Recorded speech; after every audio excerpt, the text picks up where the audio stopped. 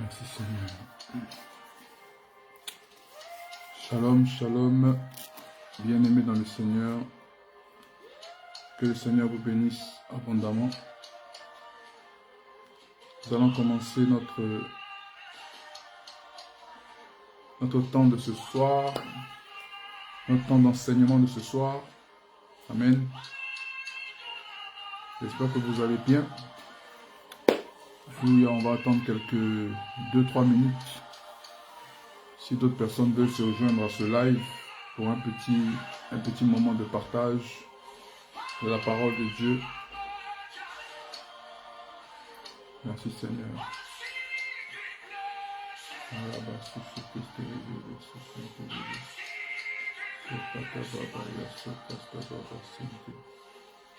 Oh mon Dieu.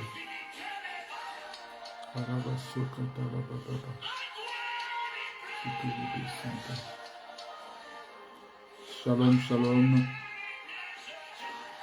Soyez bénis abondamment.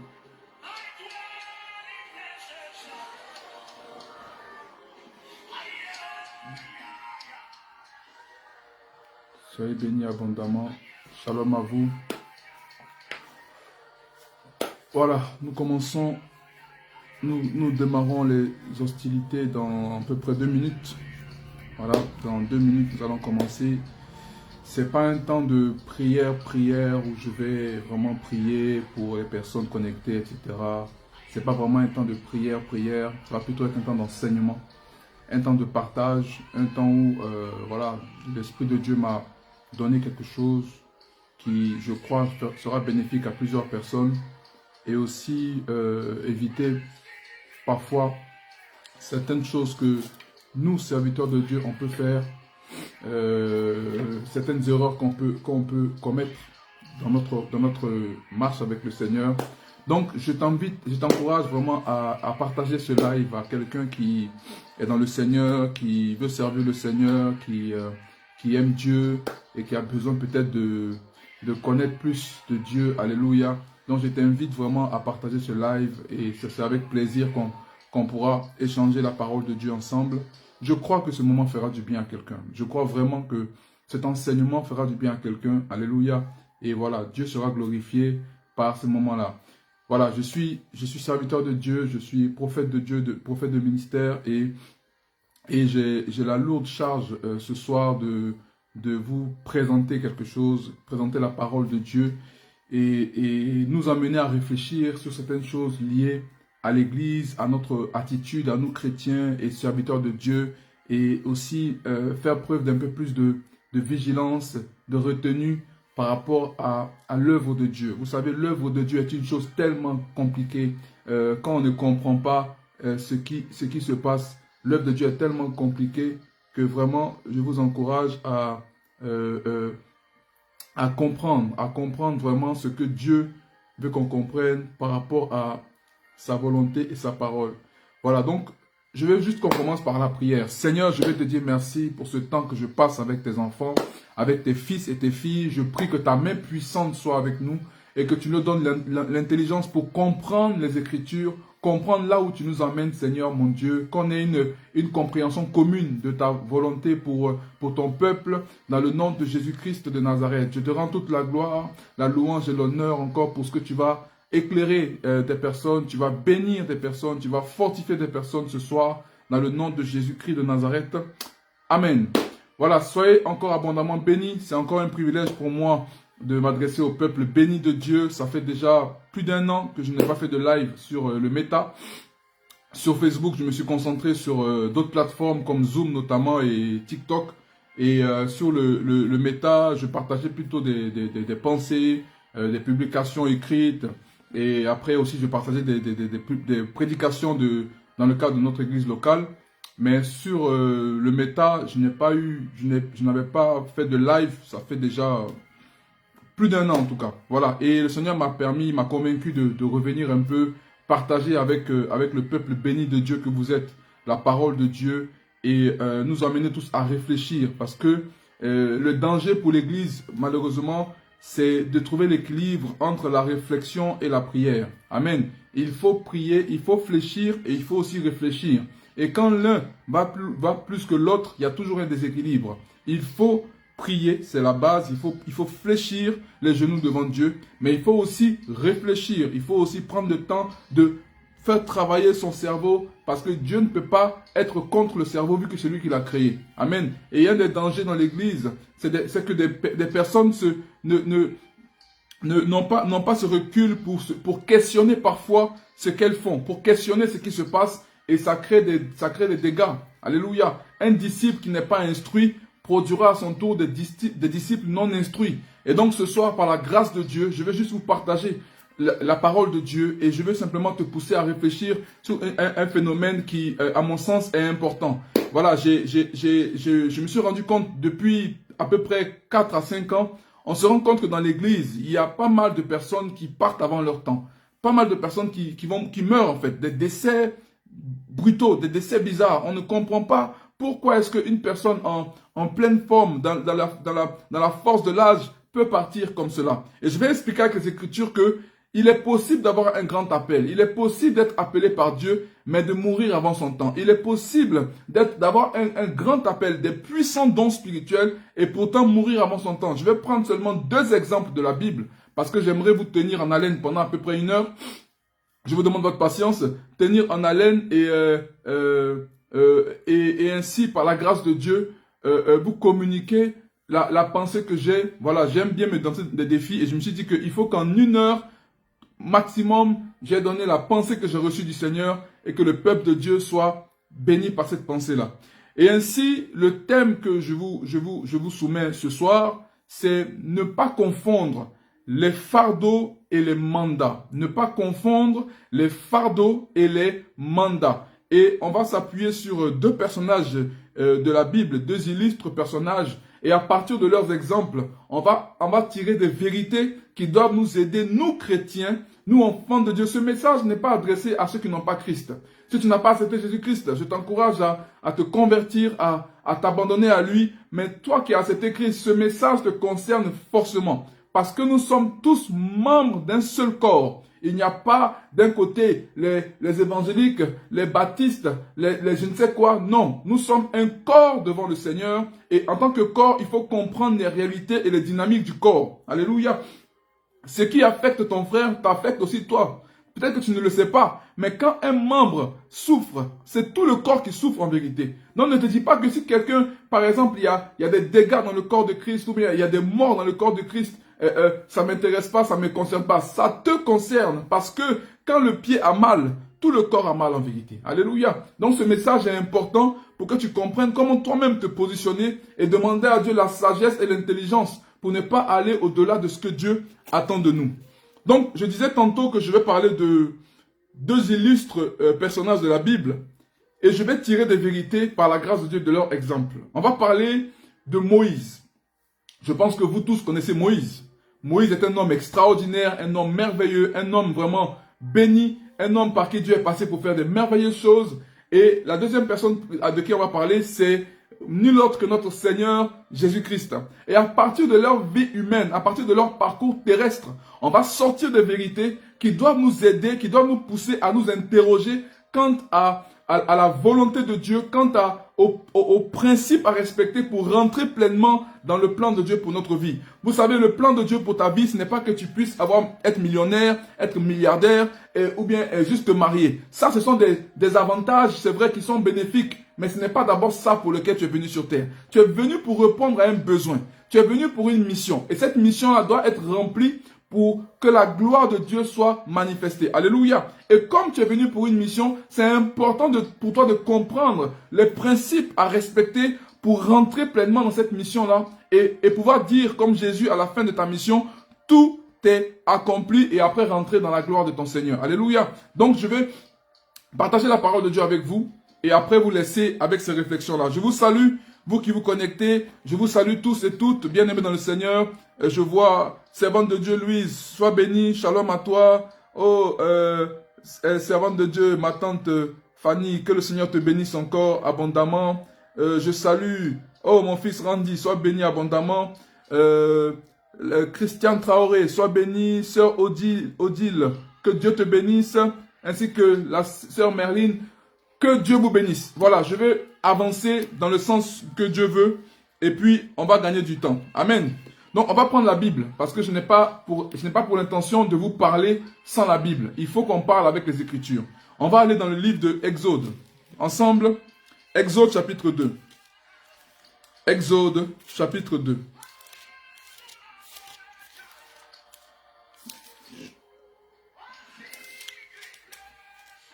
Comme ce n'est pas une étude biblique en tant que telle, je vais essayer de donner quelques passages de la Bible et après développer, mais je veux quand même qu'on ait une base biblique. Amen, c'est important. Exode chapitre 2, verset 11. Je lis la parole de Dieu. En ce temps-là, Moïse, devenu grand, se rendit vers ses frères et fut témoin de leurs pénibles travaux. Il vit un Égyptien qui frappait un Hébreu d'entre ses frères. Il regarda de ce côté et d'autre, et voyant qu'il n'y avait personne, il tua l'Égyptien et le cacha dans le sable. Il sortit le jour suivant, et voici, deux Hébreux se querellaient, et dit à celui qui avait tort, « Pourquoi frappes-tu ton prochain ?» Et cet homme répondit, « Qui t'a établi chef et juge sur nous? Penses-tu me tuer comme tu as tué l'Égyptien ?» Moïse eut peur et dit, « Certainement la chose est connue. » Pharaon apprit ce qui s'était passé et il cherchait à faire mourir Moïse. Mais Moïse s'enfuit de devant Pharaon et il se retira dans le pays de Madian où il s'arrêta près d'un puits. Que Dieu bénisse sa parole. Voilà, donc je vais essayer de faire, rappeler un peu le contexte. Vous savez que Moïse est un Hébreu qui est né de la tribu de Lévi. Amen. Et à sa naissance, le pharaon a décidé, sous emprise démoniaque, que les enfants mâles qui naissaient à l'époque de Moïse devaient être tués. Pourquoi? Parce que dans le règne de l'esprit, il y a des entités spirituelles qui ont vu que parmi les enfants qui allaient naître là, il y en a un qui est un danger pour eux. Ils ont vu l'étoile, ils ont vu la lueur de son étoile, ils ont vu que un enfant-là va nous créer des problèmes. Et ainsi, ils ont voulu le tuer depuis sa naissance. Et Dieu n'a pas permis que cela arrive. Moïse a été gardé, Moïse a été préservé. Sa sœur aînée, du nom de Myriam, a eu l'intelligence de prendre l'enfant, de l'emmener auprès de la fille de Pharaon. Et la fille de Pharaon a gardé Moïse. Et Moïse a été instruit dans toute la science des Égyptiens. Donc de l'âge de 0 ans jusqu'à l'âge de 40 ans, Moïse était quand même habitué à la connaissance égyptienne. Il a été instruit, il a fait l'école égyptienne, etc. Mais il se trouve qu'à l'âge de 40 ans, cet homme du nom de Moïse va commencer à sentir en lui des choses étranges. Il va sentir que... Mais il savait qu'il n'était pas égyptien. Il savait qu'il était hébreu. Et un jour, il allait rendre visite à ses frères. Et il a vu que ses frères étaient maltraités. Il a vu que ses frères étaient tyrannisés. Il a vu que ses frères étaient brimés. Ses frères étaient humiliés. Et lui, Moïse, ne comprenant pas ce qui se passe, il va vouloir faire justice par lui-même. Il va vouloir arrêter la souffrance de son peuple par ses propres moyens humains. Et ainsi, il s'est levé. Il a pris l'Égyptien qui faisait du mal à ses frères. Il l'a tué dans le secret. Mais cela a été su quand même. Et cela nous fait comprendre une chose. Toute personne que Dieu appelle à le servir, cette personne-là, tôt ou tard, va commencer à avoir en elle comme des fardeaux, comme un désir, une incompréhension. Elle va remettre en cause beaucoup de choses qui lui arrivent. Elle va remettre en cause beaucoup de choses qui arrivent à son peuple, à un système, à son pays. Quand une personne commence à se poser des questions sur pourquoi ci, pourquoi ça, pourquoi on souffre ainsi, pourquoi notre famille est autant divisée, pourquoi la nation souffre autant, cette personne-là, en vérité, ce n'est pas elle-même qui se pousse à se poser la question, mais c'est le fardeau qui est en elle, qui la pousse à se demander, mais pourquoi est-ce qu'on souffre autant? Pourquoi est-ce cette humiliation-là? Et ainsi, Moïse n'a pas compris que, en vérité, il fallait qu'il écoute la voix du fardeau qu'il avait. Le fardeau lui disait que ce n'est pas normal que tout un peuple soit emprisonné dans un pays étranger. Ce n'est pas normal que tout un peuple soit emprisonné en Égypte. Ce n'est pas normal. Et donc Moïse commence à interroger son cœur. Mais pourquoi ceci, pourquoi cela? Et Moïse va faire une erreur. Moïse n'a pas compris que le fardeau qu'il avait reçu là ne l'autorisait pas encore à agir de lui-même. Mais il fallait qu'il laisse ce fardeau-là devenir un mandat. Qu'il laisse ce fardeau-là devenir maintenant une autorisation légale d'agir au nom de quelqu'un. Alléluia. Et donc Moïse va vouloir faire justice par lui-même. Et ce qui en ressort, c'est qu'un de ses frères, le lendemain, il va encore voir ses frères qui se disputent et il veut les séparer, il veut les aider. Maintenant, il y a un de ses frères qui lui demande, qui t'a établi juge? Qui t'a établi juge entre nous? Autrement dit, c'est vrai que ce que tu fais, ça part d'un bon sentiment. Tu veux qu'on soit en paix. Mais quel est le mandat que tu as reçu? Qui t'a désigné pour venir nous diriger ici? Qui a été celui qui t'a donné l'onction, le mandat pour que tu fasses ce que tu fais là? Et Moïse était bloqué. Parce que bien qu'ayant reçu un fardeau, Moïse n'avait pas de mandat. Bien qu'ayant reçu un fardeau pour aider son peuple, il n'avait pas de mandat. Et donc le fardeau qu'il a reçu là, l'a obligé à fuir hors d'Égypte pour que, en vérité, pour que ce fardeau qu'il a reçu là commence à devenir un mandat. Il a dû s'isoler hors d'Égypte. Donc il a quitté son confort, le confort de prince d'Égypte. Vous savez, à l'époque, les princes, ils ne font quasiment rien. On fait tout pour eux. Ils sont princes.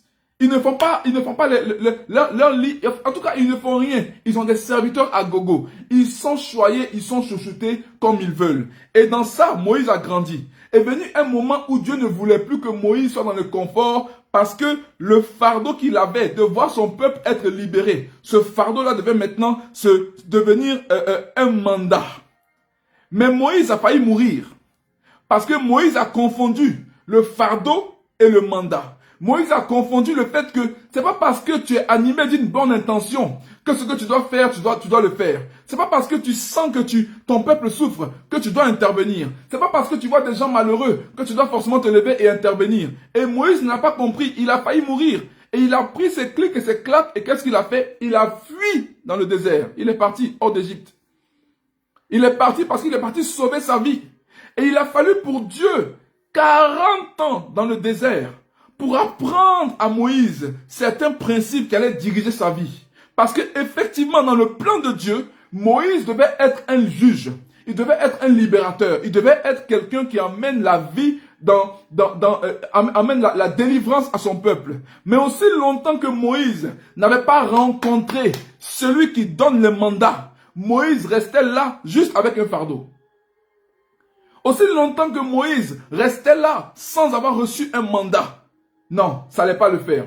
Donc Moïse se retrouve dans le désert. Et dans le désert, qu'est-ce qui se passe? Dieu permet qu'il y ait une rencontre avec un homme particulier, un des fils de Madian. Qui est Madian dans la Bible? Dans la Bible, Madian, c'est un des fils de Abraham qu'il a eu avec une des concubines qui s'appelait Ketura, qu'il a eu après que Abraham a eu après que sa femme Sarah soit morte. Et donc cette femme qui s'appelait Ketura a donné plusieurs fils à Abraham. Et parmi eux, il y en avait un qui s'appelait Madian. Et donc Dieu a coordonné les pas de Moïse. Et Moïse est arrivé au pays de Madian. Et il a fait la rencontre des filles de Madian qui étaient du nombre de 7. Et donc Dieu permet que Moïse réponde à un besoin. Et leur père, donc qui s'appelait Jéthro, constate que lui là, il a quelque chose. Et donc Jéthro le prend sous son aile. Jéthro prend Moïse sous son aile. À l'âge de 40 ans, Moïse devient maintenant comme un disciple de Madian. Or, il est écrit que Madian est Madian est un sacrificateur. Madian connaît l'heure du sacrifice. Madian est aussi un berger. Donc, Dieu envoie Moïse vers Madian pour que Moïse, de prince qu'il était, il apprenne maintenant l'art d'être un berger. L'art de pouvoir prendre soin des brebis. L'art de diriger un troupeau. Il apprend maintenant comment faire pour s'occuper de chaque brebis qu'il a. Il apprend aussi l'art de comment faire des sacrifices à Dieu. Parce que souvenez-vous que Moïse ne connaît pas l'Éternel. Moïse ne sait pas qui est l'Éternel. Moïse, depuis son enfance, il ne connaît que les dieux égyptiens. Il ne connaît pas l'Éternel. S'il connaissait l'Éternel, quand son frère juif lui a demandé qui t'a établi juge, il allait dire, mais qui m'a établi juge? Celui qui m'a établi juge, c'est Dieu. Mais comme il ne connaissait pas l'Éternel, il n'a pas pu parler. Et il se retrouve devant Jéthro. Jéthro lui dit, ok, je te donne ma fille. Ma fille deviendra ta femme maintenant. Et de cette union sont nés 2 enfants, qui sont Gershom et Eliezer, si je ne me trompe pas. Alléluia. Et donc, Moïse va rester là auprès de son beau-père pendant 40 ans. 40 ans dans le silence. 40 ans dans l'anonymat. 40 ans pour que Moïse comprenne le langage des fardeaux. 40 ans pour que Moïse apprenne la patience, l'humilité. 40 ans pour que Moïse apprenne à se maîtriser. 40 ans pour que Moïse apprenne à comprendre comment fonctionnent les choses de Dieu. Et quand le temps est arrivé, quand le temps fixé est arrivé, le même Moïse, il y a eu une rencontre maintenant. Une rencontre qui n'a pas été initiée par Moïse, mais une rencontre qui a été initiée par Dieu lui-même. Un ange a visité Moïse au buisson ardent. Et à ce moment-là, qu'est-ce qui s'est passé? Moïse, qui était juste avec un fardeau, se retrouve avec un mandat. Maintenant, il peut aller au nom de l'Éternel, aller libérer le peuple de Dieu. Il peut aller au nom de l'Éternel, délivrer le peuple de Dieu. Et ainsi, il s'assure que quand il ira cette fois-ci, la mort ne l'attend pas là-bas. Et s'il doit avoir mort, ça ne sera pas de sa mort à lui. Parce que maintenant, il s'en va investir d'une autorité, il s'en va investir d'une puissance, il s'en va investir d'un mandat divin. Et donc, Moïse a appris, Moïse a compris qu'il ne suffit pas, quand il s'agit des choses de Dieu, il ne suffit pas d'avoir un fardeau pour se lever et pour bouger. Il ne suffit pas de sentir que je sens que non. Sentir ne suffit pas. Il faut que entre le fardeau et le fait que tu bouges, il faille qu'il y ait une rencontre entre un esprit, l'esprit de Dieu, un ange ou un homme qui va maintenant te donner un mandat pour que tu puisses aller de la part de l'Éternel. Et plusieurs de mes frères se lèvent parce que je sens qu'il faut que je serve Dieu. Je sens en moi le désir de servir Dieu. Oui, ce désir est réel. Ça s'appelle un fardeau. C'est comme quelque chose qui est en toi. Il faut que ça sorte. Mais c'est pas parce que c'est là qu'il faut que ça se manifeste maintenant. Moïse a eu un fardeau. Il en était conscient depuis qu'il avait 40 ans. Mais c'est à 80 ans que Moïse maintenant a commencé à rentrer dans son mandat. C'est à 80 ans que Moïse est rentré dans son mandat divin. Pourtant, il savait. Il savait qu'il était... Il sentait en lui qu'il était appelé à quelque chose. Mais aussi longtemps que Moïse s'amusait à vouloir y entrer avant le temps, ce qu'il attendait, c'était la mort. Parce qu'effectivement, il a voulu par lui-même faire les choses de Dieu. En fait, Moïse a voulu aider Dieu. C'est ça que ça veut dire. Moïse a voulu aider Dieu par ses propres moyens à lui. Il a voulu aider Dieu. Et ce qu'il attendait, c'était quoi? La mort. Pourquoi? Parce qu'il a agi... il a agi juste par émotion, mais pas par mandat divin. Cher enfant de Dieu, il est tragique pour un chrétien de se lever comme ça pour parler à son pasteur comme il veut, se lever comme ça pour dire, moi, j'ai à cœur de faire un ministère, j'ai à cœur de faire ceci. C'est pas forcément que parce que tu as à cœur, c'est mauvais. Non, tu peux avoir à cœur et c'est bien, mais ce n'est pas le temps. Et j'aime dire une chose, faire une bonne chose au mauvais moment devient une mauvaise chose.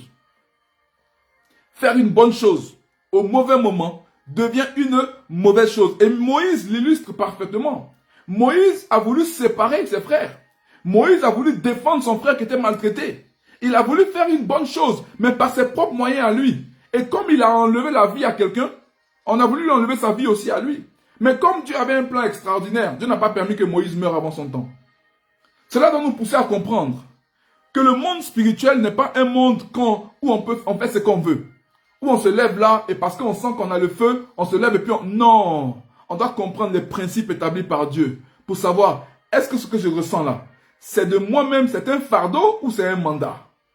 Généralement, quand quelqu'un a un mandat, il ne veut pas y aller. Quand quelqu'un a un mandat, il n'a pas envie d'y aller. Quand l'ange a rencontré Moïse sur la montagne, le mont Horeb, quand l'ange a rencontré Moïse, il parlait avec Moïse. Moïse a donné tous les arguments possibles pour dissuader Dieu de le choisir lui. Les vrais mandatés de Dieu là, je vous assure, ils ne courent pas derrière l'œuvre de Dieu. Ils se disent même, quand tu me vois là, c'est mon haut qui va aller libérer tout un peuple. Un peuple aussi nombreux. Je ne sais pas parler, je ne sais rien faire. Dieu dit, c'est toi que j'ai choisi.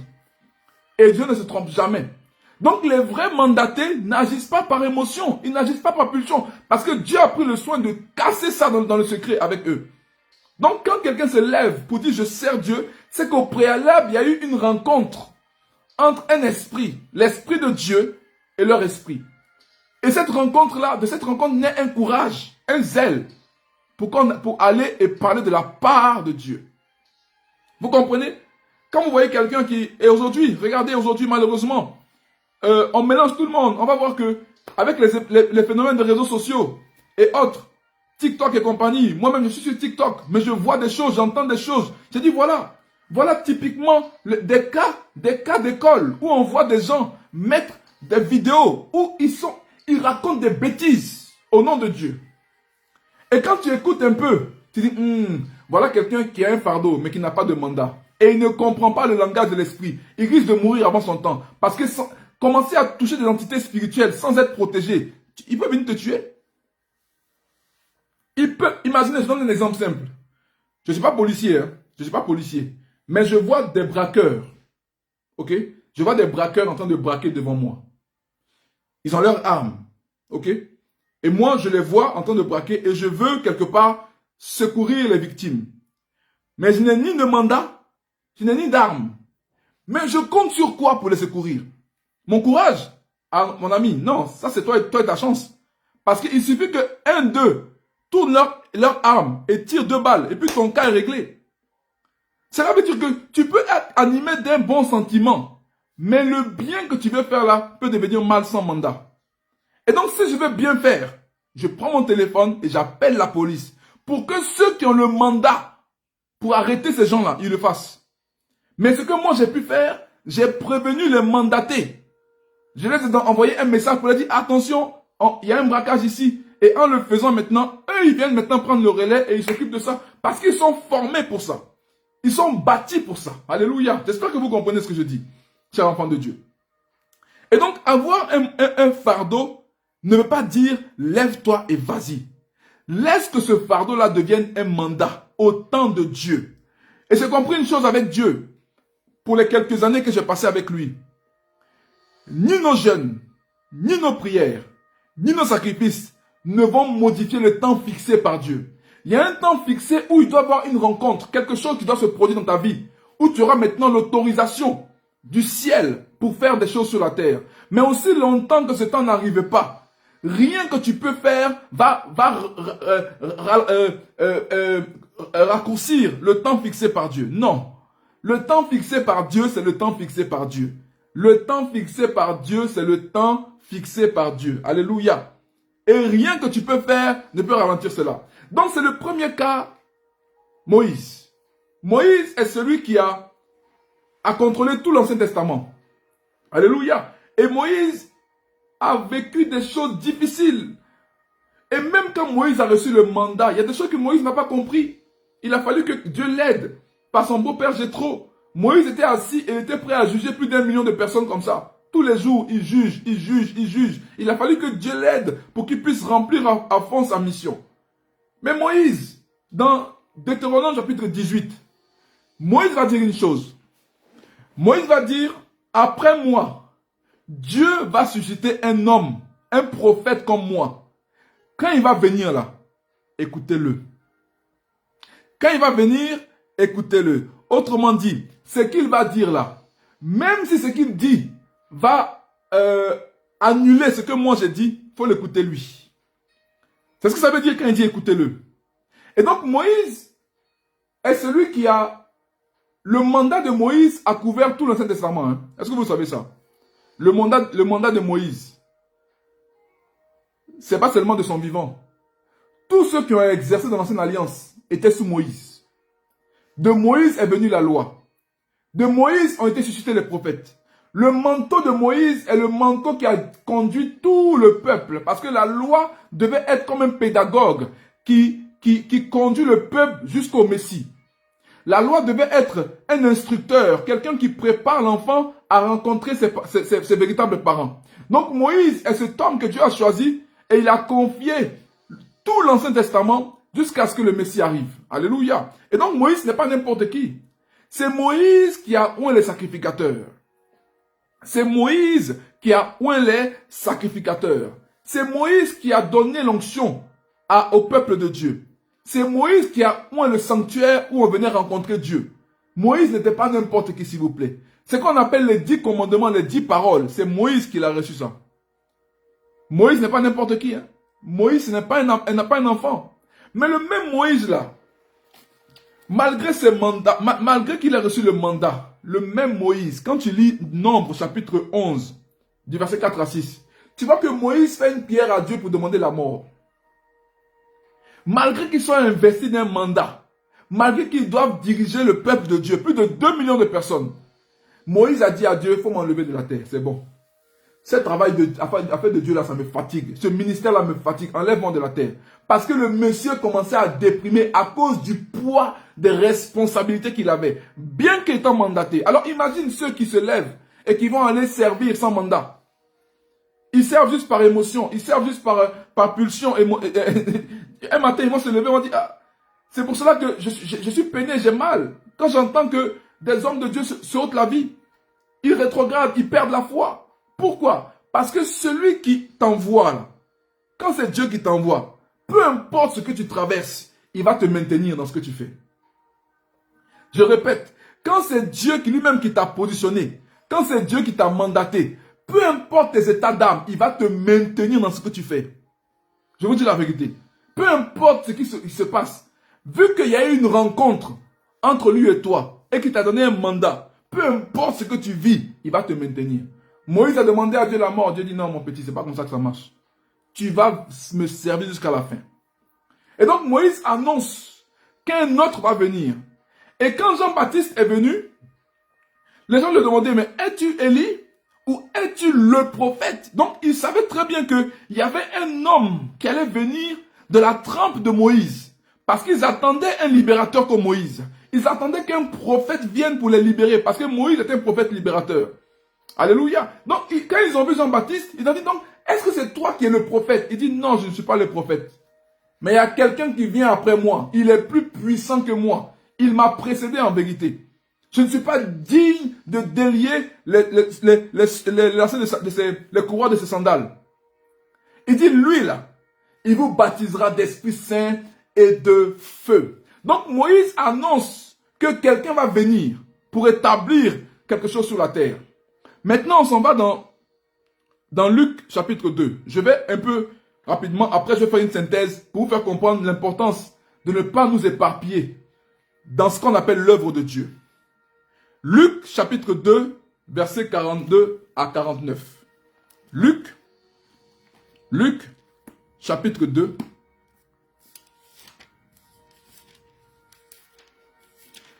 Dieu ne prendra jamais le risque d'envoyer quelqu'un qu'il n'a pas caché un temps soit peu. C'est impossible. Luc chapitre 2, versets 42 à 49. Je lis la parole de Dieu. Lorsqu'il fut âgé de 12 ans, ils y montèrent selon la coutume de la fête.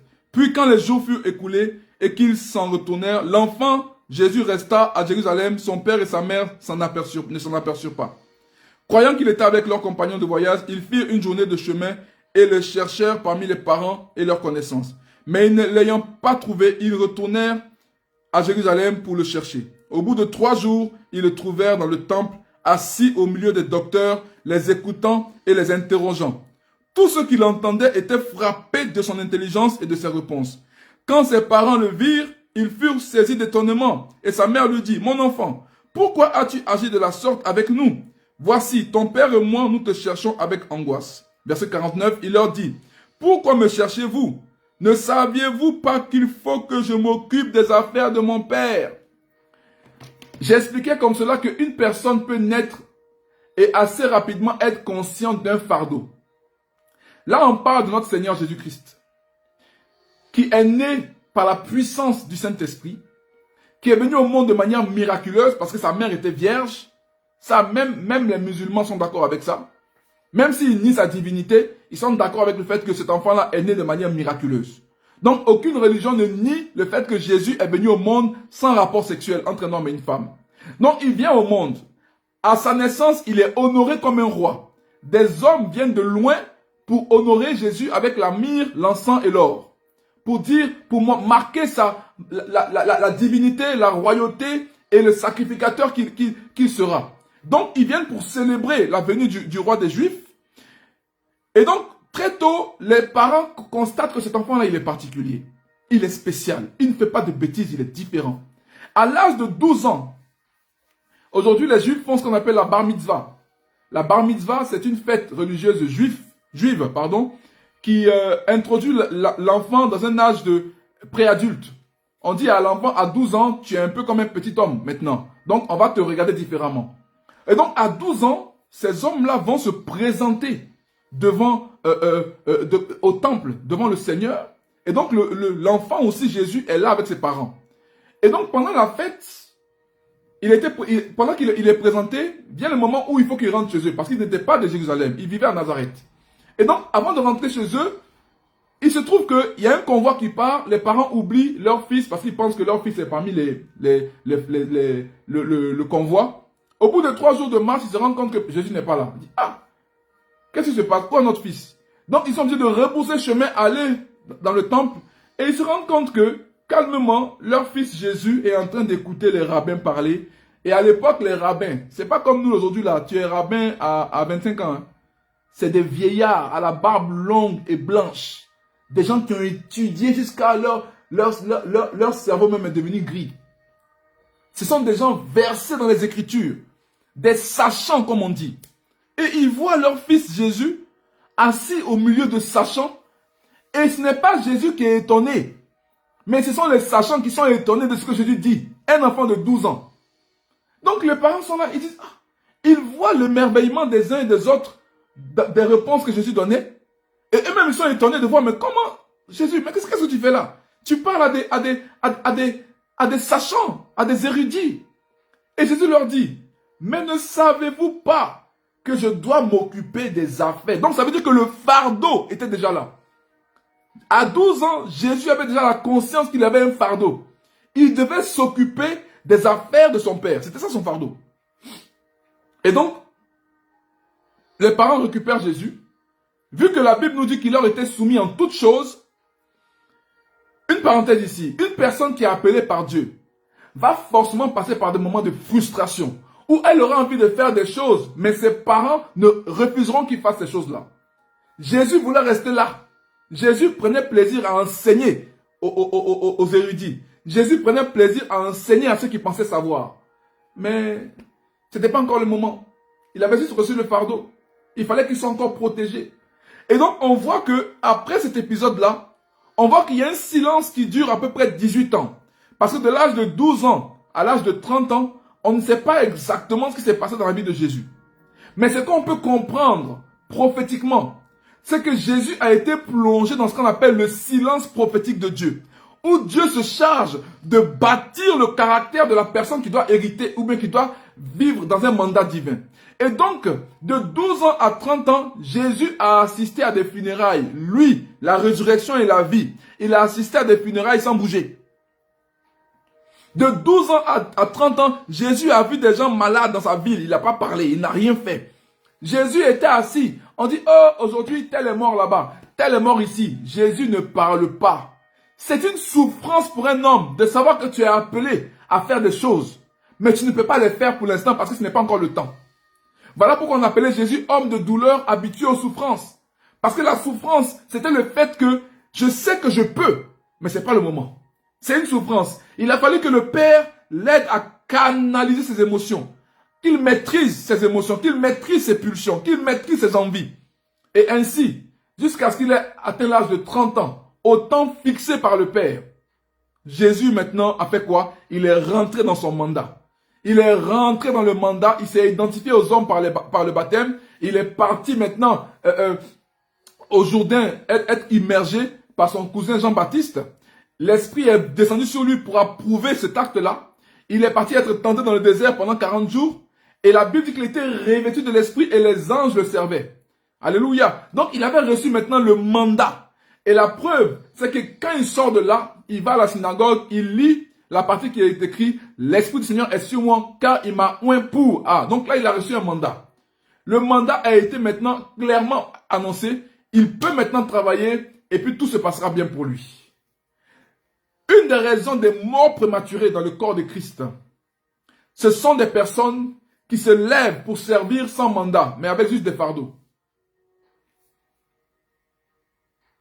Tu n'as pas de mandat, tu as un fardeau, tu te lèves et tu dis que tu vas servir Dieu. Mais tu ne sais pas une chose, tu t'exposes à des forces qui vont te maltraiter d'une manière que tu ne vas pas comprendre.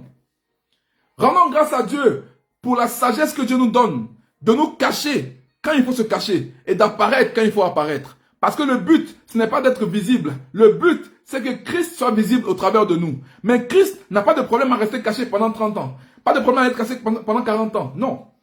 Mais le but, bien aimé dans le Seigneur, c'est qu'on puisse avancer au rythme que Dieu veut. Chers enfants de Dieu, je vous dis la vérité. Avoir un fardeau ne suffit pas pour commencer à servir Dieu. Il faut un mandat divin.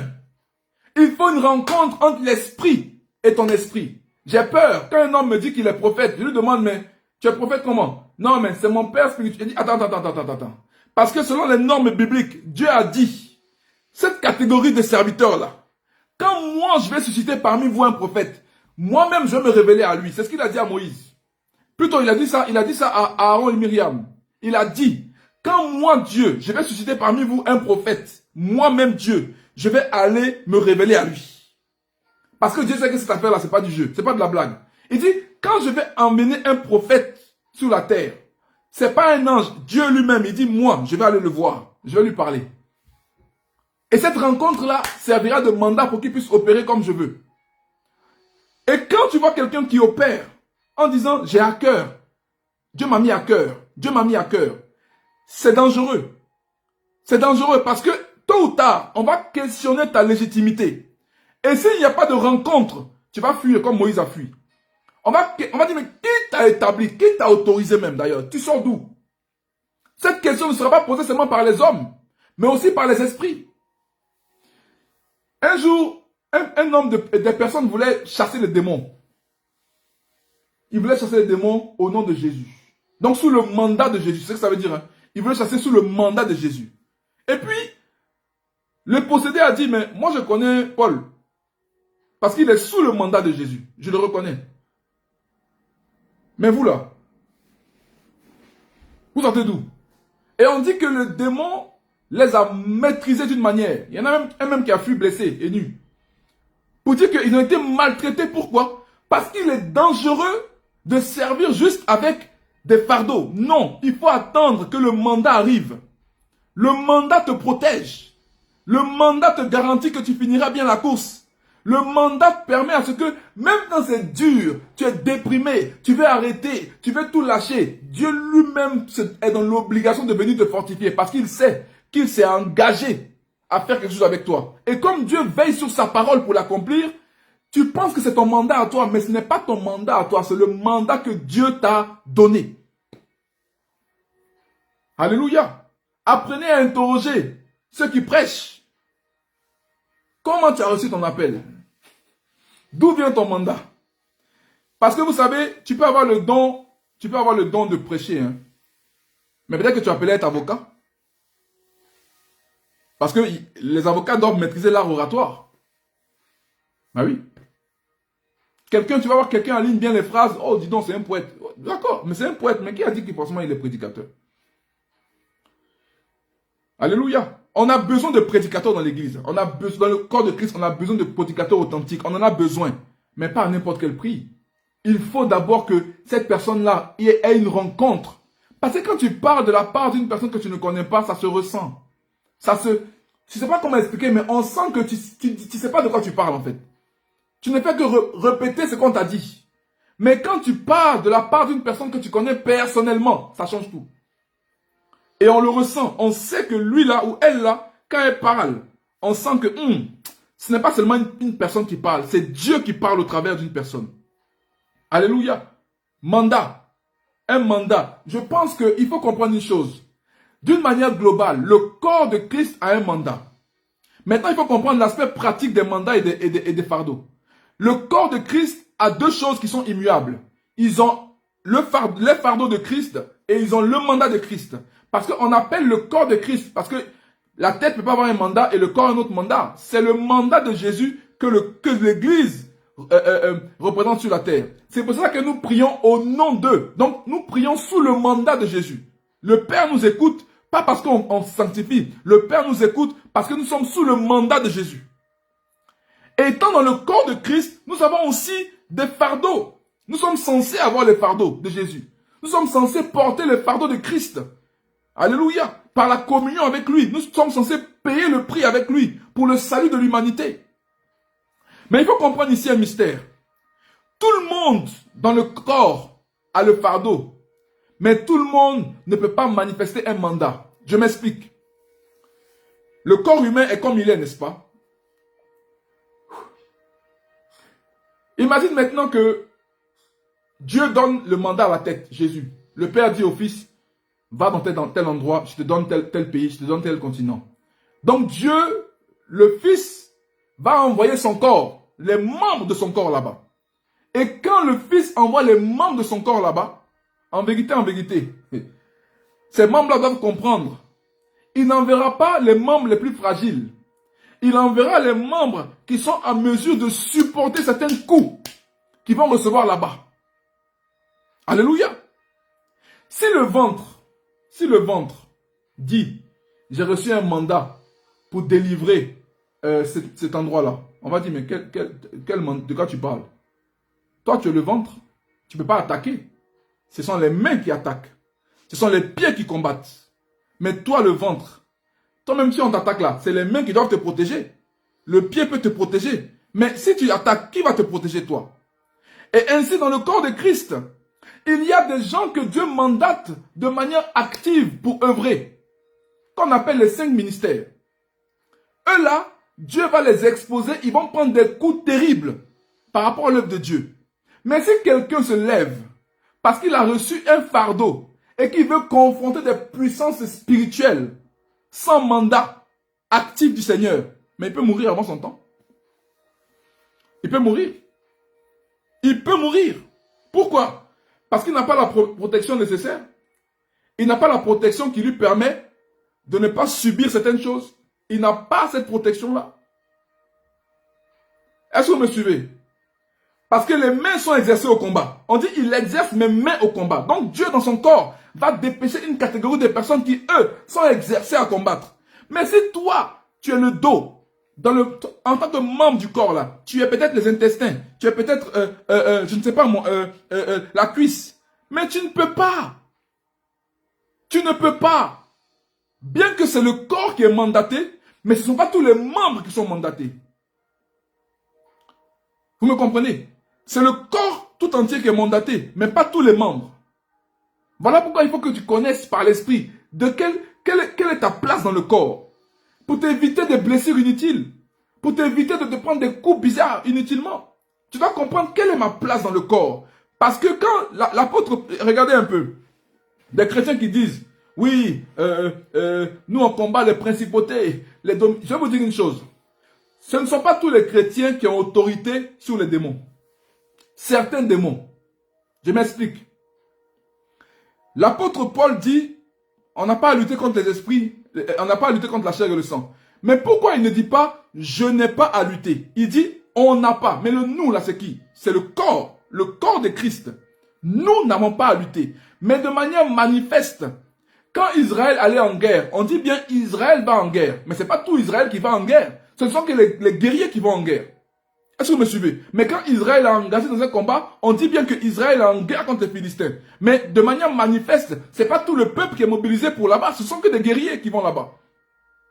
Et dans le corps de Christ, quand il y a un combat spirituel, tout ce que Dieu demande au corps, soyez en communion avec moi. Mais ce n'est pas tous les membres du corps qui doivent s'exposer à des attaques, à des combats qui vont après pour dire que non, j'ai combattu, on m'a dit de combattre. Je vous donne un exemple.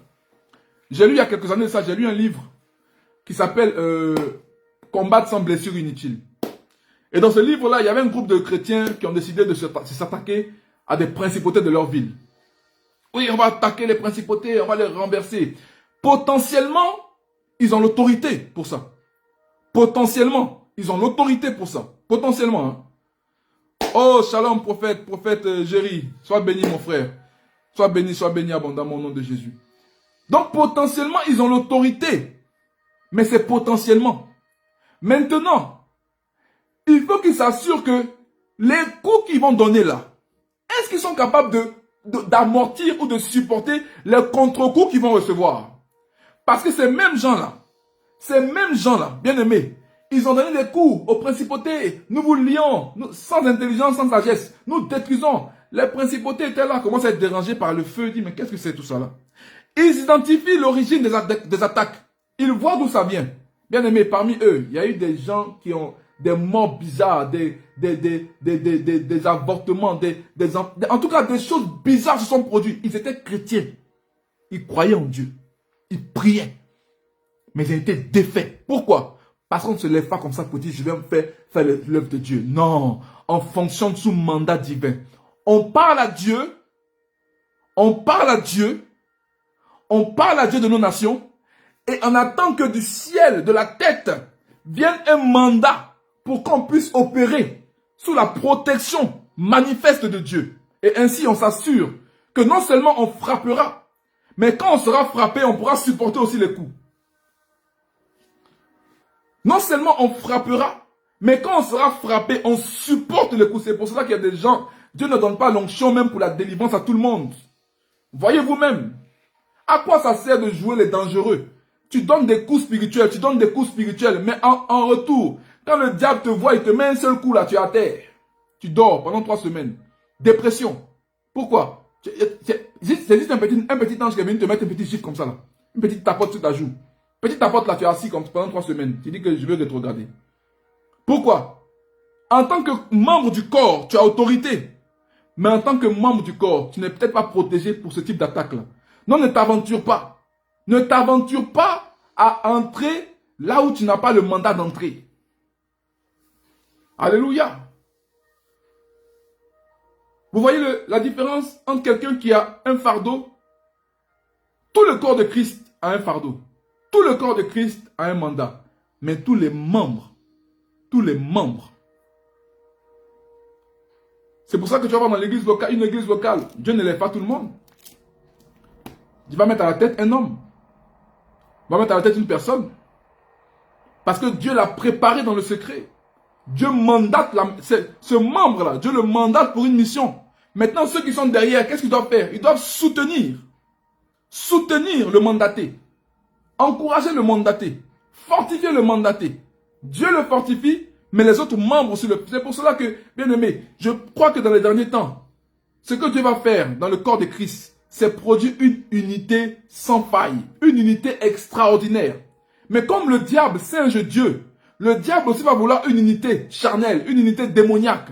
Mais Dieu aussi est en train d'amener les membres de son corps. Jésus est en train d'appeler les membres de son corps à briser les barrières et à s'unir et prier pour que la gloire descende sur la terre.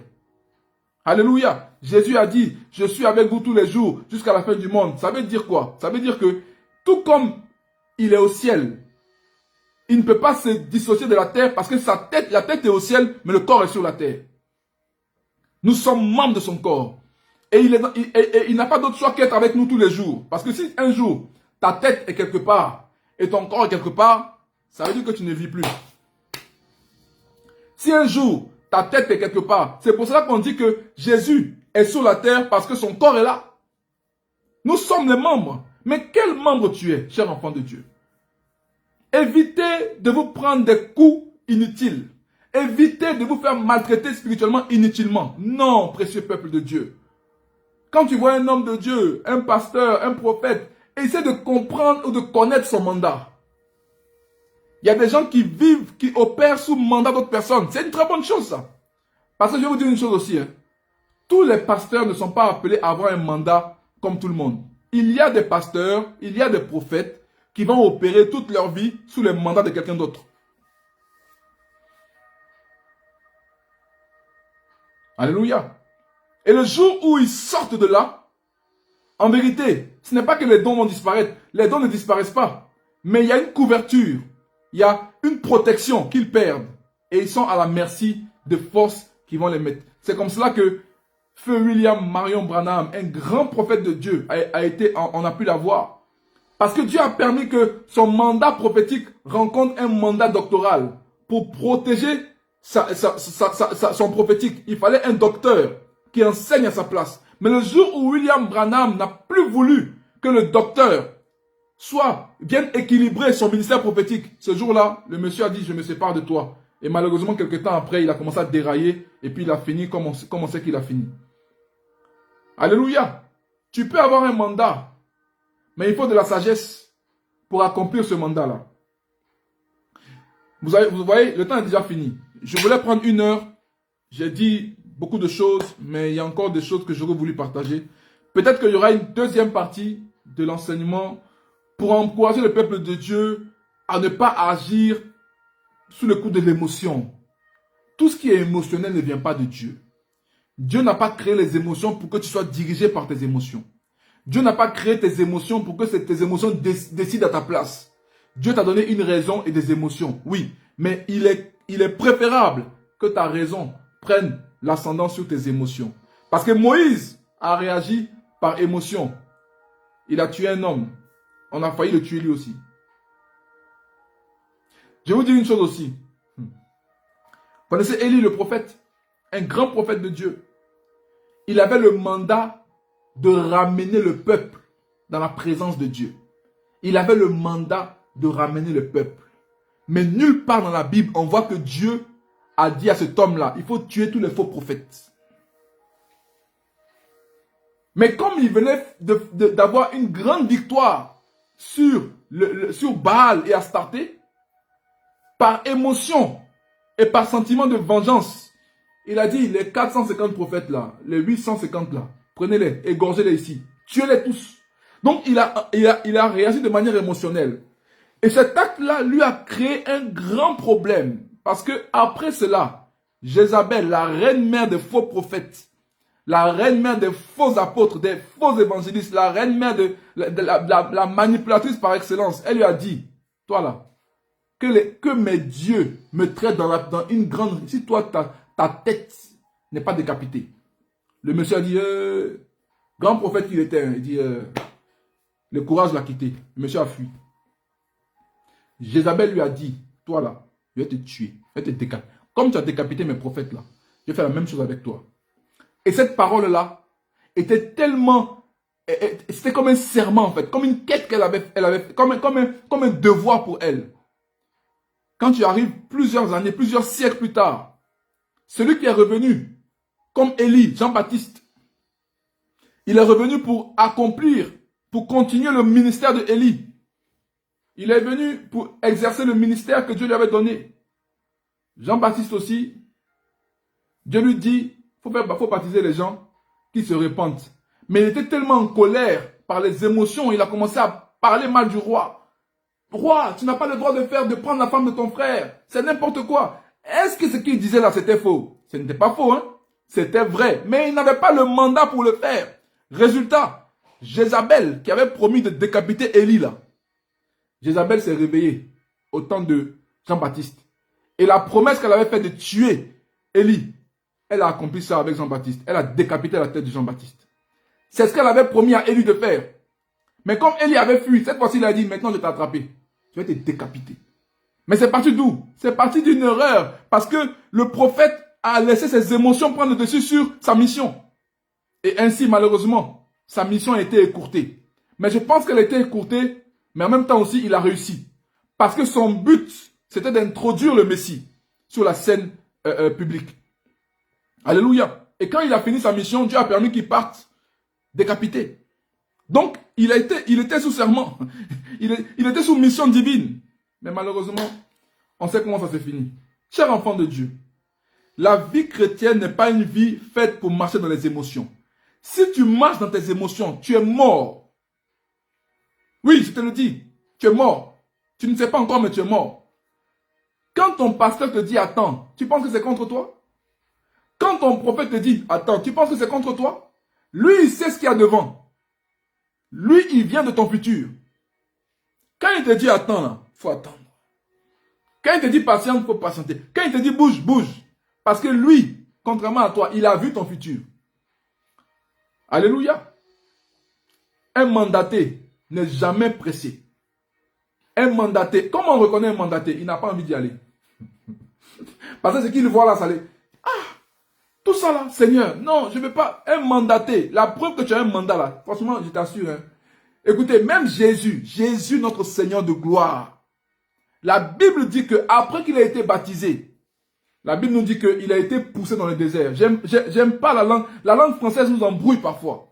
Avec des mots qui sont trop jolis.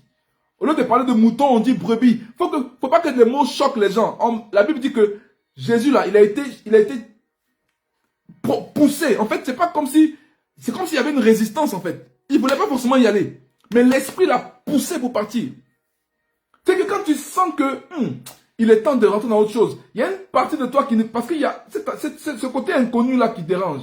Même à Gethsemane, il a fallu qu'un ange vienne le fortifier parce qu'il dit, ah, allez mourir comme ça, comme un criminel. On va me critiquer, on va me cracher dessus. On va m'arracher la barbe, on va m'humilier. Il faut que j'accepte ça. Si encore j'avais mal fait et qu'on me tue, je peux comprendre. Mais je n'ai rien fait. Donc, mon âme peut très bien se rebeller pour dire c'est injuste. On me tue alors que je n'ai rien fait. Jésus avait besoin d'être fortifié. Si Jésus, l'homme sans péché, a eu besoin d'être fortifié, d'être poussé par l'esprit, la preuve que quelqu'un a un mandat là, la plupart du temps, il fuit ça. Quand l'onction est tombée sur Saül, Saül a fui, on allait le chasser derrière les bagages. Il ne voulait pas. Parce qu'il ne sentait pas. Il dit, c'est mon roux qui va devenir roi. Mais Dieu ne t'a pas choisi parce que tu mérites. Dieu t'a choisi parce qu'il a voulu te choisir, c'est tout. Mais quand tu vois quelqu'un qui est toujours là, pressé, il peut dire, mon ami, est-ce que tu as compris où tu vas? Est-ce que tu as compris là où Dieu t'emmène? Est-ce que tu as compris les prix, les sacrifices qui t'attendent là-bas? Est-ce que tu as compris? Parce que quand tu as compris, tu t'assois et tu réfléchis. Pas tu réfléchis pour refuser, hein, tu réfléchis pour te préparer. Oui? Parce que pour que Dieu descende sur terre par son Fils, ça lui a pris 4000 ans. Ça veut dire qu'au ciel, là, pendant 4 jours, il était là, il réfléchissait. Et tous les paramètres étaient réunis, maintenant il est descendu. 4 jours au ciel. Ici, sur la terre, ça faisait comme 4000 ans. Mais là-bas, c'était 4 jours. Il était là. Il a mis en place tous les paramètres. Maintenant, il a fait, allez, on y va maintenant. Et il est descendu. Et quel prix il a payé? On veut la gloire, mais on ne veut pas les larmes. On veut la gloire, mais on ne veut pas la solitude. On veut la gloire, mais on ne veut pas l'humiliation. On veut la gloire, on veut que tout le monde nous applaudisse, mais on n'est pas prêt à ce qu'on nous insulte, on nous critique. Fais l'anonymat en tant qu'enfant de Dieu. Si tu penses que Jésus, on l'a critiqué, toi, on va t'apprécier. Écoutez, il y a une chose qui est simple. Les gens qui n'aiment pas Jésus, comment... Attends, toi, tu dis que tu es membre de son corps. Eux, ils disent qu'ils n'aiment pas Jésus, mais toi, ils t'aiment. Mais comment tu m'expliques ça? Est-ce que quelqu'un peut aimer mon bras et puis pas aimer ma tête? Est-ce que quelqu'un peut aimer mon visage et puis... Non, bien aimé, soit tu aimes tout, soit tu n'aimes rien. Et quand on veut trop être amis du monde, on oublie que nous sommes membres du corps de Christ. Nous sommes membres du corps de Christ. Si le maître est accepté, nous serons acceptés. Si le maître est rejeté, nous serons rejetés. Mais pourvu qu'on comprenne le langage des fardeaux et des mandats et qu'on fasse exactement ce que Dieu attend de nous. Alléluia. Je prie pour vous maintenant parce que je vous ai dit que je ne vais pas déborder. Il est déjà 21h05. Je prie que le Seigneur vous accorde l'intelligence pour discerner les fardeaux déjà qui sont en vous. Les fardeaux qui doivent vous pousser à la prière, à la consécration. Cherchez Dieu. Seigneur, j'aimerais commencer telle chose. Est-ce que c'est toi qui me parles? Est-ce que c'est ta volonté? Est-ce que cette chose vient de toi? Tant que tu n'as pas eu un go sur lequel tu peux t'appuyer, un go manifeste, tu es là dans sa présence. Tu attends. Tu n'es pas obligé de te lever et le faire parce que je sens de le faire. Non. Seigneur, est-ce que c'est toi? Est-ce que c'est toi qui mets en moi ce désir-là? Parce que Dieu met le vouloir. Le vouloir, c'est le fardeau. Le faire, c'est le mandat.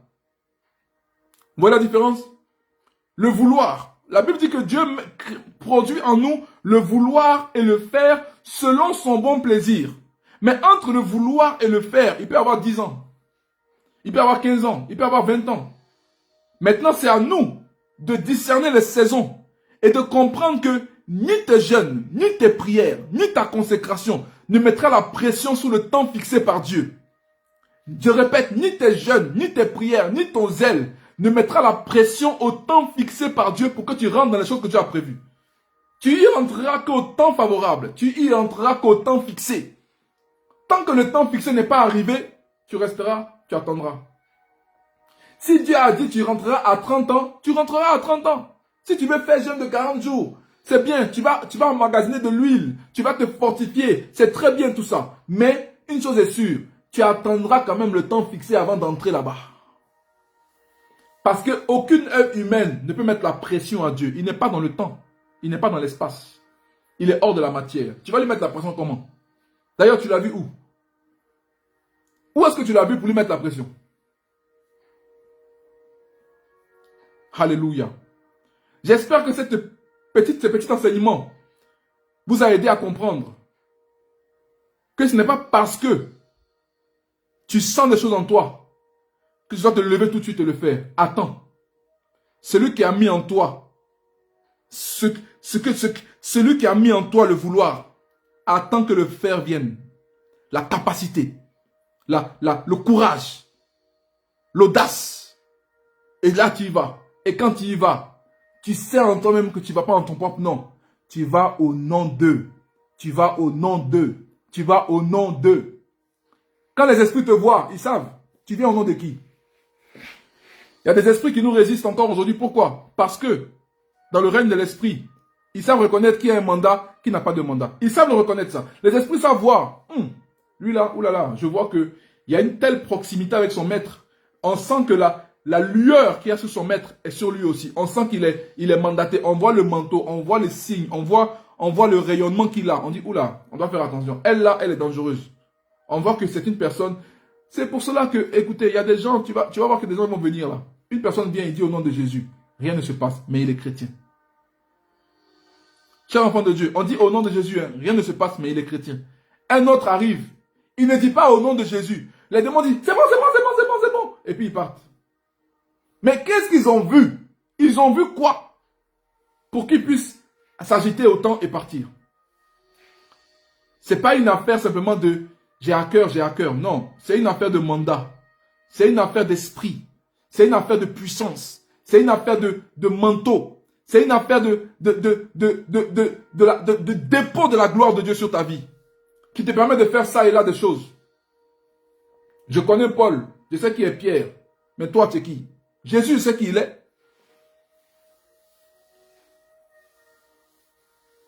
Jésus, je le vois. Paul, je le connais. Mais vous là? Parce que dans le règne spirituel, ils ne voyaient aucune lumière en eux. Ils ne voyaient aucun revêtement. Ils ne voyaient aucun ange qui les accompagnait. Ils ne voyaient rien. Mais c'est eux qui vont chasser des démons. Hey! Ces gens-là, je pense que ce jour-là, ils ont été délivrés du non-sens. Sûrement que cet acte-là les a poussés à vraiment se convertir.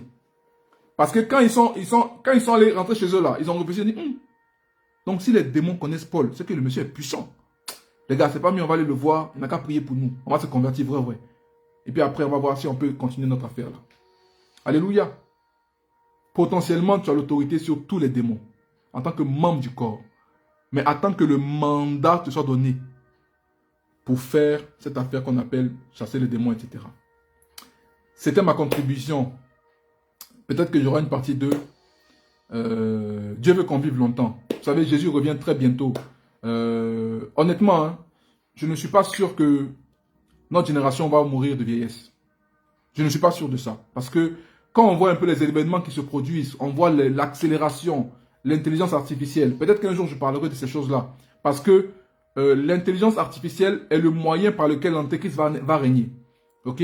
Donc il lui fallait un système dénué d'émotions, dénué d'empathie. Il lui fallait un système où il allait opérer sans empathie. Et quand on parle d'intelligence artificielle, ce sont des machines, un concept, un système qui va pouvoir faire les choses en bonne et due forme. On dit que bientôt, il n'y aura plus la monnaie physique. Donc, ceux qui mettent de l'argent sous leur oreiller et autres, bientôt, tu n'auras plus besoin de ça.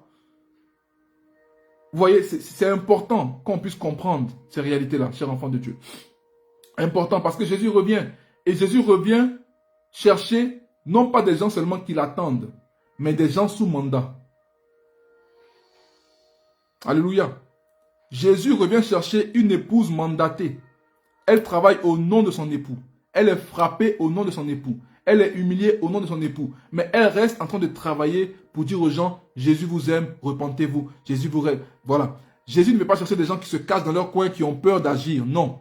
Jésus vient chercher des gens qui ont compris le mandat divin et qui font ce pourquoi Dieu les a placés dans son corps. Donc toi qui es enfant de Dieu, toi qui as accepté Jésus-Christ, il est temps pour toi de demander à Dieu, qu'est-ce que tu attends de moi? Sa réponse viendra peut-être dans 1 an, peut-être dans 6 mois, peut-être dans 1 mois. Mais le plus important, ce n'est pas la durée que va prendre la réponse. Le plus important, c'est que tu apprennes à attendre sa réponse.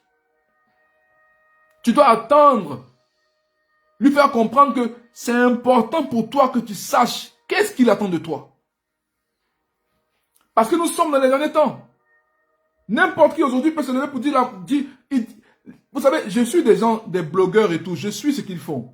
Mais le problème qu'ils ont, c'est qu'ils n'ont pas de mandat. Ce qui va faire qu'ils vont commencer à dire la vérité. Mais qui t'a mandaté pour parler? Et comme ils n'ont pas de mandat pour le faire, ils vont dire la vérité. 6 mois après, on apprend qu'ils sont disparus. On apprend qu'ils sont plus sous la... On ne sait pas où ils sont. Pourquoi? Parce qu'ils ont agi par fardeau. Ils avaient le souci de dire la vérité. Mais la vérité, bien aimée dans le Seigneur, on ne la dit pas seulement. On la vit soi-même d'abord. Et on est mandaté à la porter. Et la seule entité spirituelle sur terre capable de dire la vérité selon Dieu, c'est l'Église. Parce que l'Église est appelée l'appui et la colonne de la vérité. Donc si quelqu'un n'est pas dans le corps de Christ et qu'il dit la vérité, il mourra. Parce qu'il n'a pas le mandat pour dire la vérité. La vérité est la chose qui appartient au corps de Christ.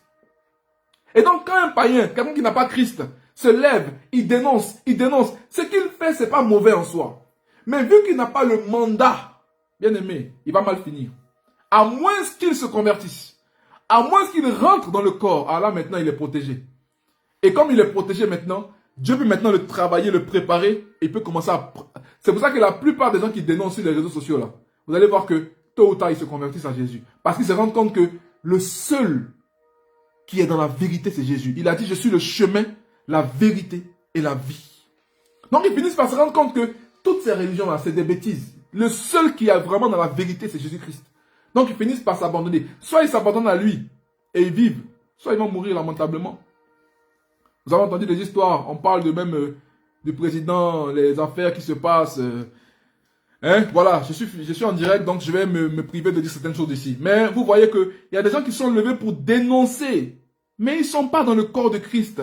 Ils ne sont pas dans la vérité. Ils ne sont pas... Donc quand ils disent des vérités, sans être dans la vérité, ça les expose. Je répète, dénoncer une chose, en vivant toi-même la chose, ça t'expose. Hein? Quand tu dénonces quelque chose, et que toi-même tu es dans la chose, ça t'expose. Alléluia. Et la seule protection qui permet de ne pas être frappé par les démons, c'est la protection du corps. Alléluia.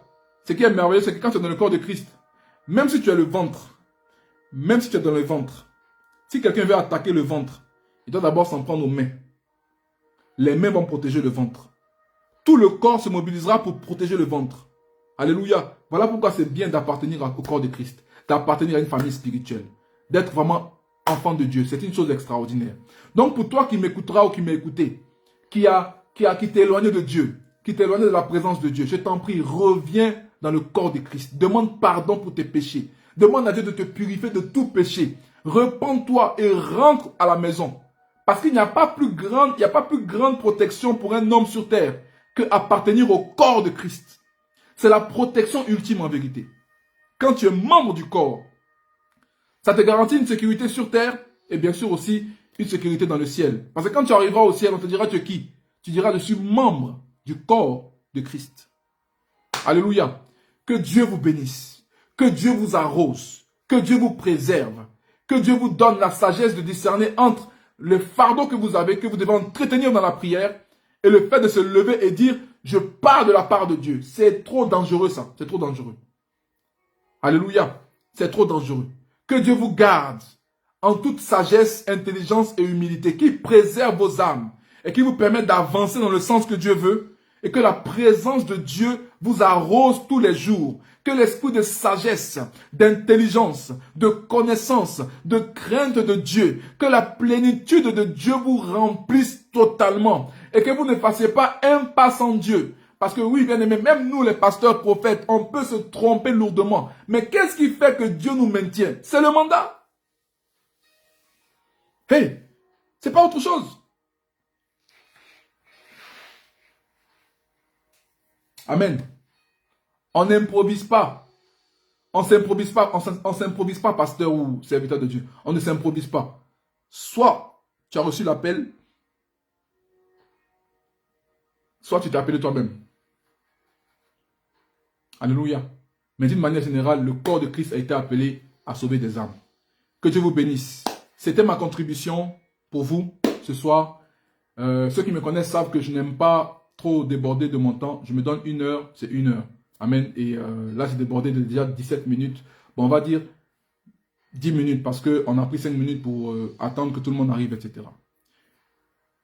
Si vous souhaitez qu'on parle de la marque de la bête, le mois prochain, pourquoi pas, parler de la marque de la bête.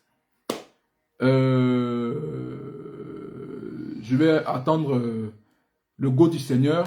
S'il me dit, ok, parle de ça, je vais en parler de la marque de la bête et du système. Parce qu'on dit une marque, mais c'est un système en fait. C'est un système spirituel et physique. C'est métaphysique, en même temps c'est physique. Vous voyez, la marque de la bête, ce n'est pas qu'une marque où on voit marqué 666. Celui qui croit en ça, vraiment, bon, c'est vraiment dommage, quoi. Mais ceux qui sont spirituels savent que la marque de la bête est d'abord dans le méta. Donc, vous voyez que là, actuellement, là, on utilise un des outils de la bête. Hein. Mais on le fait parce que la Bible nous dit de prêcher en toute occasion. Donc, la marque de la bête est d'abord une marque métaphysique. Et après, elle devient physique. Ben, on en parlera, si Dieu le souhaite, peut-être le mois prochain. Voilà, je vais voir un peu qu'est-ce que le Seigneur en pense. Et puis, s'il me donne son go, on y va. Hein, voilà, et puis, on ne va pas s'hasarder parce qu'on sait des choses à les partager. Et puis après, savoir que Dieu n'était pas d'accord avec ce qu'on partage. Voilà. Là, on est exposé. L'enseignement peut être accessible à n'importe qui. Et voilà pourquoi tu peux pas t'amuser aussi à faire des lives. C'est ça que quand je vois des collègues ou bien des jeunes sur TikTok et tout, je dis, mais en fait, ce qu'ils disent là, ça a du sens. Même s'il y a beaucoup d'erreurs, mais je dis, mais c'est pas ça mon problème. Mais est-ce qu'ils ont un mandat pour le faire? Qui t'a mandaté? C'est ça qui est important. Donc, qui souhaiterait que je fasse un live le mois prochain sur le thème de la marque de la bête? Si j'ai l'accord de 10 personnes, je vais préparer ça dans la prière et puis je vais vous préparer un enseignement de qualité. J'attends. Qui souhaiterait que je fasse un enseignement sur la marque de la bête? Signale-toi dans ce live et après, on va se quitter là-dessus. My God.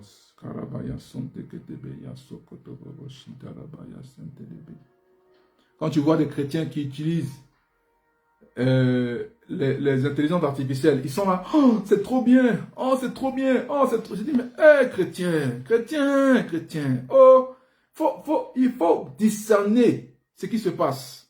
Ok, pour l'instant, j'ai deux mois. Ok.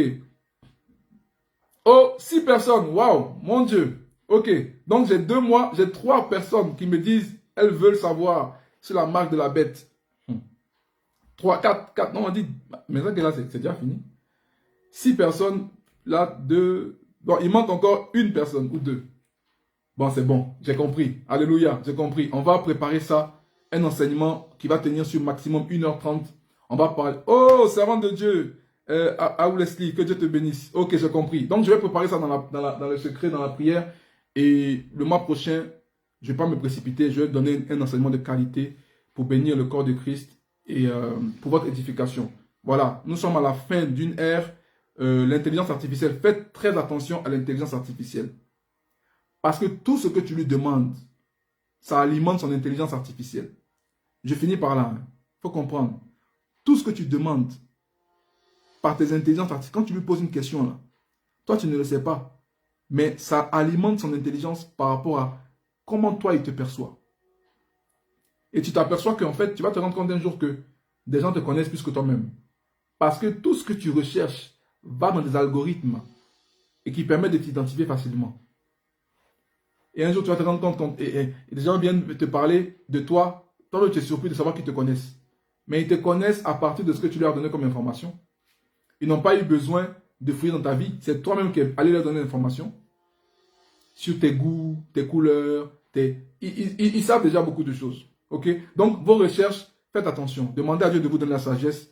Mais cette affaire qu'on appelle intelligence artificielle, là, un chrétien qui a le Saint-Esprit, quand il voit ça, là, il a peur.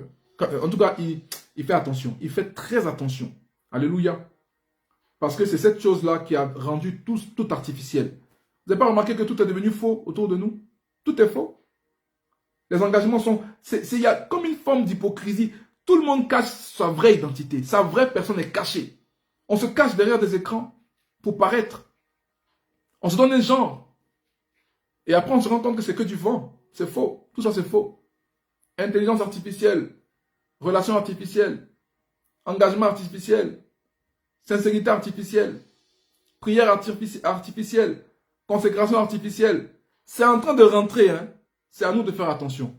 Voilà. Soyez bénis. Je vous souhaite une excellente soirée. Que le Seigneur vous fasse du bien encore. J'ai été très content de partager cette heure et demie avec vous dans l'enseignement de la parole.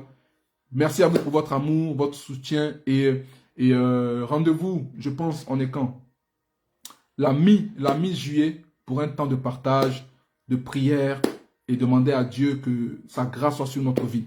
Voilà. Je donne ces enseignements-là aussi pour que les gens sachent qu'en dehors de Jésus, là, il n'y a rien. Il n'y a rien dans le monde. Il n'y a rien. On regarde, il n'y a rien. Zéro. Vide. Soyez bénis. Je vous aime profondément. Prenez soin de vous et de vos familles. Dieu vous garde et que Dieu vous donne l'intelligence de discerner toujours entre les fardeaux et les mandats au nom de Jésus. Soyez bénis, gardez. Très bonne soirée à vous et à très bientôt.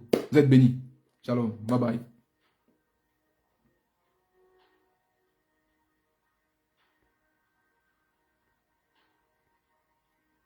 Merci Saint-Esprit. Rababa sokaria da bahanderia de hos matara bahanderia de hos akabayon teribe hideaway. Oh mon Dieu.